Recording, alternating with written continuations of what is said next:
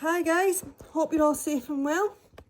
So this is the first video as promised, which is how to keep your dog's coats maintained while we're all in lockdown. So the first thing I'm going to go through with you all is brushes. Most of you will have a brush of some kind at home for them. So this is the brush that I generally use when I'm in your homes, which is the slicker brush. These are good for all your long coaty breeds, Shih Tzus, Lhasas, poodles, any kind of doodle. Also good for longer haired breeds with shed hair, such as your German Shepherds and your Collies. For those of you who don't have a slicker brush at home, you may have one of these. Again, all the breeds mentioned, plus many more.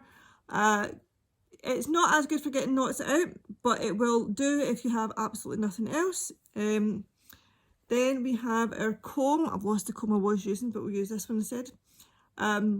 So again, good for all your long coated breeds, getting dead hair out, getting knots and things out. For those of you who have them at home, you may not.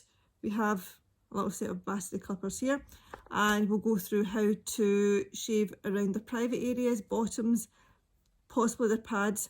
Many of you won't have one of those at home. Not particularly urgent. You can use a little pair of scissors or just wipe around private areas to keep it nice and sort of fresh and tidy with a little wipe or damp cloth.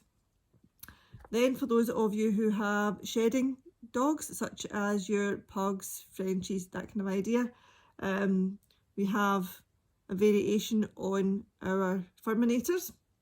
I wouldn't imagine a lot of you would have one of these at home. It's mainly groomers who would have these, which is your stripping knife. Again, I also have an Equigroom, which again is good for de-shedding dogs. For those of you who are feeling very brave and have some at home, we have our nail clippers. Rocky has volunteered to show us how to use them in our next video, which will cover grooming techniques. He is needing his back dew claws done. Rocky does not like getting his dew claws done, and there is no one here to help me hold him as he protests by kicking, trying to run away, crying, and pretty much almost dislocating his own leg, so that I will not do it. So that'll be fun. What I would say is, if you don't feel brave, don't do it. Some vets may be open, but I wouldn't imagine to be considered nail clips an emergency. Unless it is actually about to dig into their skin or their pads. Then we have a small pair of rounded nosed scissors, and we're going to use them for trimming around their eyes. But again, like the nail clippers, if you're not feeling brave or your dog is protesting, use them with caution. The last thing you need to do is to clip the skin in here or to poke them in the eye. Or if the dogs decide that they're going to have a nip at you, I don't want you getting injured.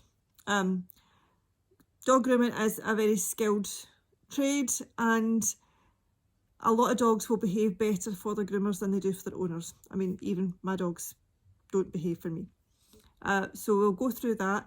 If your dog won't let you, then again, don't do it. We will work through other methods of keeping the hair out of their eyes. Okay, so that's us for just now, and I'll be back soon with another video on how to groom them. Okay, bye.